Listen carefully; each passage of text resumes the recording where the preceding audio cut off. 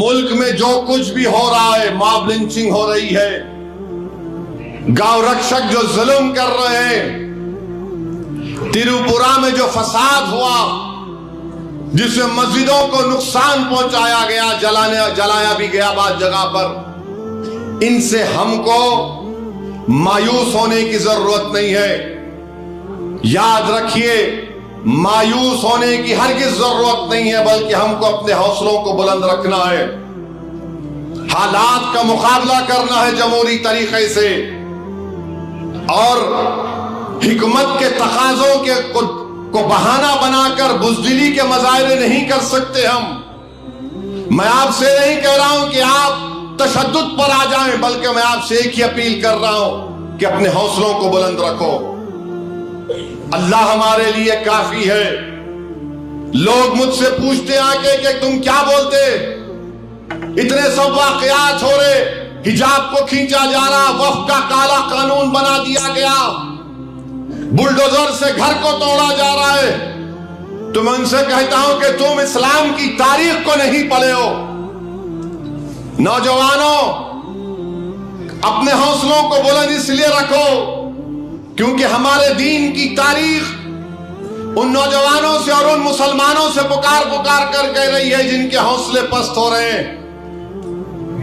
دین اسلام کی تاریخ تم کو پکار کر کہہ رہی ہے میری ماں اور بہنوں کہ ہمارے آقا محمد صلی اللہ علیہ وسلم پر، اس کے صحابہ کرام پر ایک ایسا وقت بھی آیا تھا کہ 3 سال تک مکے کی ایک وادی میں شعب بن ابی طالب میں محمد صلی اللہ علیہ وسلم کا اور ان کے صحابہ کا اور ان کے قبیلے کا، بنو ہاشم کا 3 سال تک سماجی بائیکاٹ کیا گیا تھا۔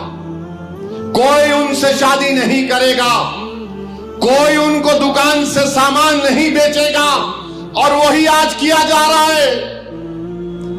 مسلمان کی دکان سے جا کر مت خریدو، اس کا بائیکاٹ کرو۔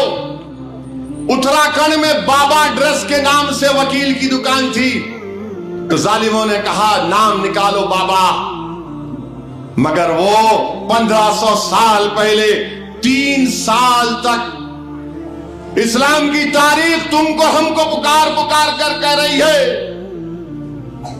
کہ صحرا کے پتے کھانا پڑتا تھا بھوک کے مارے، اور صحرا کے جھاڑ پتے سخت ہوتے تو اس کو پیس کر اس کو منہ میں ڈالتے تھے صحابہ کرام، کوئی آ کر پانی بھی نہیں دیتا تھا۔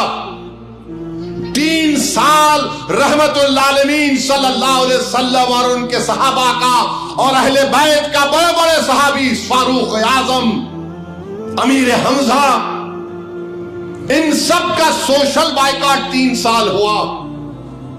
سوچو، 3 سال کے بائیکاٹ کے بعد رسول اللہ صلی اللہ علیہ وسلم کے چچا حضرت ابو طالب کو رسول اللہ صلی اللہ علیہ وسلم نے پیغام بھیجایا کہ جا کر ان مشرکین مکہ کو آپ بتا دیجئے کہ انہوں نے کاغذ لکھا تھا، اس پہ لکھا تھا کہ 3 سال ان کا بائیکاٹ ہوگا، ان سے نہ کوئی شادی کرے گا، نہ ان کو کوئی کھانا دے گا، نہ کوئی بیچے گا۔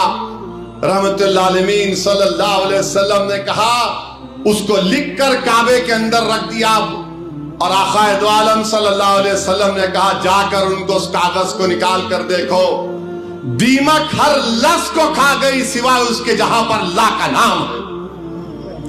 3 سال کے بعد بائیکاٹ ختم ہوا، رسول اللہ صلی اللہ علیہ وسلم طائف کو گئے، طائف پر رسول اللہ صلی اللہ علیہ وسلم کے مبارک چہرے پر پتھر مارا گیا، سینے پر پتھر مارا گیا۔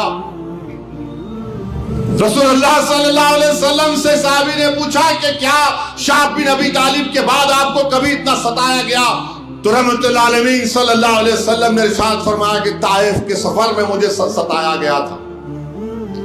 آقا دو عالم صلی اللہ علیہ وسلم نے فرمایا کہ میرے پیر سے اتنا خون نکل رہا تھا کہ رسول اللہ صلی اللہ علیہ وسلم کے نالین مبارک کو خون چپک رہا تھا۔ اللہ نے فرشتوں کو بھیجایا، ان پہاڑوں کے فرشتوں کو جبریل امین کے ساتھ بھیجا کر کہا کہ پوچھو میرے حبیب سے اگر حکم دیں گے تو ان پہاڑوں کے درمیان میں ان کا جو عذاب اللہ بھیجا دے گا. تو رسول اللہ صلی اللہ علیہ وسلم نے کیا کہا؟ لا حول ولا قوت الا باللہ. انہوں نے کہا کہ میں اللہ سے یہی بولوں گا کہ میں یہ چاہتا ہوں کہ یہ جو پتھر پھینکنے والے ہیں ان کی نسل ایک دن اشہد ان لا الہ الا اللہ و اشہد ان محمد عبدہ و رسول اللہ بولے. اللہ کے رسول صلی اللہ علیہ وسلم طائف کے سفر کے بعد ایک باغ میں گئے. باغ میں جا کر آرام فرمائے تو کسی نے آپ کو انگور کا ایک گوشہ دیا.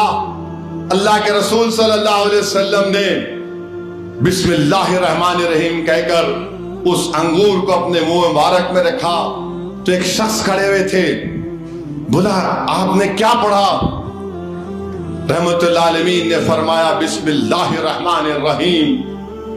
اس کے معنی بتائے تو اس شخص نے کہا کہ میں تو یہ ایسی چیز ہے میں تو مقام نینوا میں سنا تھا اس کو.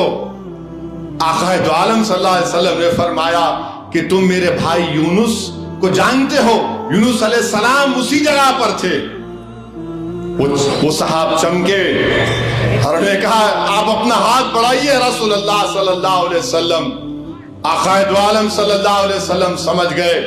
انہوں نے آقا دو عالم کے ہاتھ مبارک پر ہاتھ رکھ کر کہا اشہد ان لا الہ الا اللہ و اشہد ان محمد عبدہ و رسولہ. میرے عزیز دوستوں اور بزرگوں، یہ دین ہم کو کسی بادشاہوں کے محل سے نہیں ملا. یہ دین ہم کو چمن پر چل کر نہیں ملا. یہ دین ہم کو خاک اور خون کے دریاؤں سے گزر کر ملا اور اس کی بنیادوں میں اہل بیت کا خون ہے. عباس علم بردار کو اپنا خون اپنا بازو بہانا پڑا. اس دین کی بنیادوں میں فاروق اعظم حضرت عثمان ذوالنورین شیر خدا کا خون ہے.